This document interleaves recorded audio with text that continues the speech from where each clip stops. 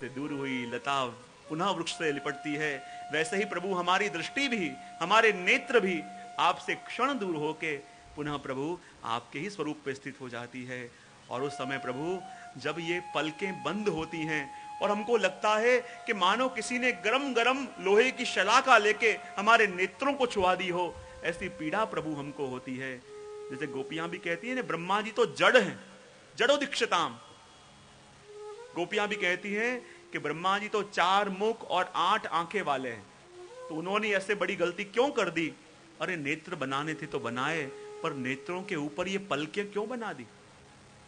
क्योंकि पूरे दिन हम प्रभु के लिए तरसते रहते हैं, तड़पते रहते हैं, और जब प्रभु पधारते हैं और लगे नेत्रों से टगर टगर प्रभु को पी जाएं, प्रभु के दर्शन करते रहें, और उसी समय जब पलकें बंद होती हैं और ऐसा क्षोभ होता है, उस समय प्रभु आपका ये पलकांतर विरह भी हमसे सहन नहीं होता। और वही दर्शन यहां करा रहे हैं। वासर निर्वा एम करे सखी, सायम काड़े पेखे जी, अलक मुख खुर रज लगी ते, कमल भ्रमर विषेखे जी। और ऐसी दशा होती है कि प्रभु जब आप चलते चलते आ रहे हो और आपके मुख के ऊपर जो घुंघराली लटें हैं, वो एक एक घुंघराली लटें आपके मुख के ऊपर आगे आगे आ रही हैं, और इतनी लंबी लंबी लटें हैं कि आपके नेत्र भी ढक जाते हैं। और प्रभु बार बार अपने हाथों से, कभी इस हाथों से उठाओ, कभी उस हाथों से अपने लटों को उठाओ, और प्रभु जैसे भ्रमर भी कमल के रस का लोभी हुआ हो और बार बार उड़ाया जाए, बार बार आके उसी कमल पे बैठ जाए, वैसे ही प्रभु आपके मुख की लटें भी बार बार आप दूर करते हो और पुनः आके आपके मुख का पान करने लगे। ऐसी वो लटें हैं प्रभु, हमको उसी स्वरूप का दर्शन, उसी स्वरूप की अनुभूति, उसी स्वरूप का रस प्रभु मिल रहा है, और हम वही देख रही हैं। और वही वर्णन करते हुए कहते हैं कि प्रभु वासर निर्वा एम करे जे, सखी सायम काड़े पेखे जी, अलक मुख खुर रज लगी ते, कमड़ भ्रमर विषेखे जी। ये वर्णन करके आगे वर्णन करते हैं, क्योंकि आज जितना बने अधिक यात्रा अपन करेंगे। इतने दिन से अपन स्नान कर रहे हैं, पान कर रहे हैं, अब थोड़ा आचमन का क्रम भी लेंगे, क्योंकि अभी छठा आख्यान चल रहा है, कल विराम है। छठा आख्यान, 7वां आख्यान, 8वां, 9वां, तो इन 5-6 दिनों तो आपको थोड़ा गोता खरवाते रहे। अब थोड़ा कभी कभी गोता भी खाएंगे और कई कुंडों में पान भी करेंगे। करते करते अपनी यात्रा आगे बढ़ेगी। तो आइए छठी और 7वीं तुक श्रवण करें, फिर दर्शन करें।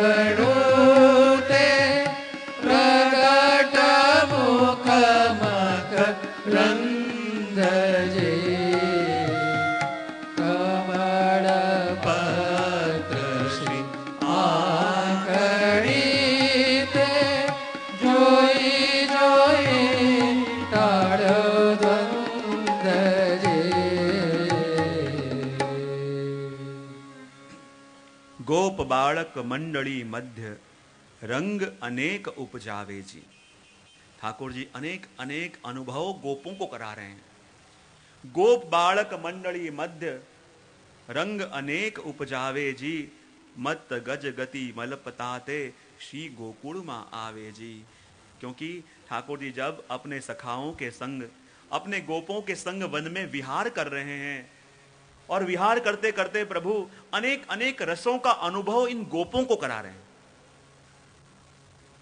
ठाकुर जी वन के अंदर विहार कर रहे हैं, और श्री महाप्रभु जी सुबोधनी जी में कहते हैं कि जैसे गोपीजनों को सरोरस का अनुभव प्रभु ने कराया, ऐसे गोचारण के समय, गौचारण की लीला में प्रभु ने अपने सखाओं को भी इन सभी रस का अनुभव कराया।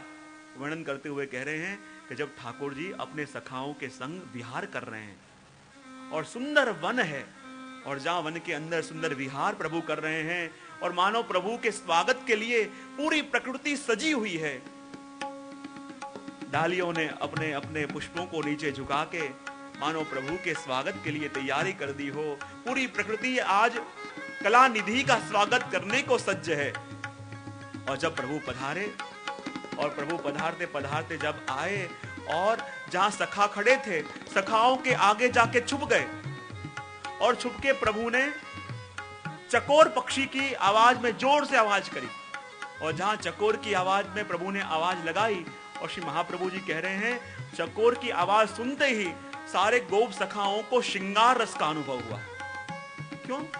क्योंकि जैसे चकोर भी पक्षी है, लेकिन चांदनी का भक्षण करता है, चंद्रमा को देखता है, और चकोर की आवाज में आवाज लगा के प्रभु ने कहा कि जैसे ये चकोर अलौकिक रस का भोगता है, मैं भी वैसे ही अलौकिक रस का भोगता हूं। कह के चकोर की आवाज में आवाज लगा के और अपने सखाओं को श्रृंगार रस का अनुभव कराया।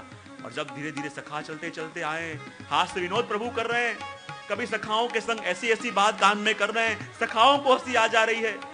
कभी कभी कोई सखा को मिलके आप चिढ़ा रहे हैं, सखा उनको पीछे पीछे भाग रहे हैं पकड़ने को, प्रभु आगे आगे भाग रहे हैं, और आगे आगे भाग के प्रभु पुनः एक झाड़ियों के बीच में जाके छुप गए, और कहते हैं चक्रवाह, और उसकी आवाज में जोर से आवाज लगाई, और कहते हैं जहां चक्रवाह की आवाज लगाई, लोगों को वीर रस का अनुभव हुआ।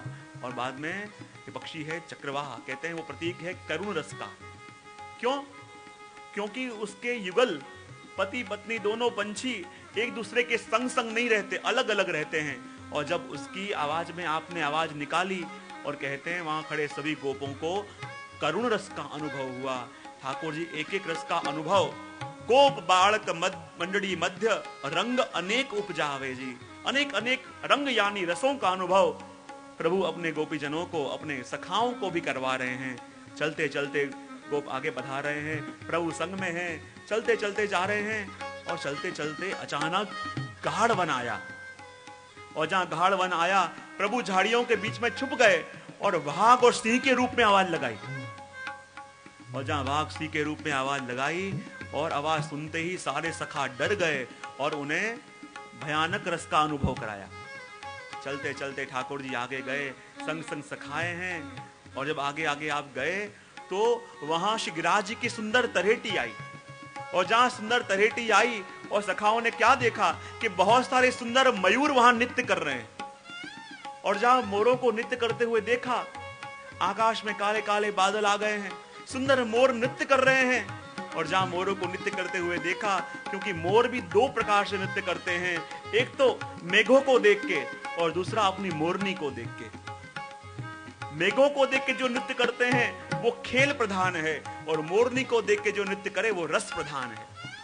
आज सारे मयूर नृत्य कर रहे हैं, संग में मोरनियां भी हैं, आकाश में काले काले बादल आ गए, और अपनी कलाओं को फैला के, अपने पंखों को फैला के ऐसी सुंदर कला करके उच्च स्वर से गान कर रहे हैं, उच्च स्वर से नाद कर रहे हैं। सखा और प्रभु खड़े खड़े देख रहे हैं। सभी सखाओं ने प्रभु को इशारा किया, और प्रभु अपने घुटनों से उछलते उछलते वहां गए, जितने मोरों के पंख पड़े थे उन पंखों को इकट्ठा किया, अपने पीछे लगा लिया, और मानो अद्भुत मोर का स्वरूप लेके जैसे जैसे मोर नाचे, अपने घुटनों से घूमते घूमते, अपने घुटनों से घूम घूम के आज प्रभु मयूर नृत्य कर रहे हैं। कभी पंखों को फैलाते फैलाते अपना मस्तक नीचे झुका दें, कभी पंखों को फैलाते फैलाते मस्तक ऊपर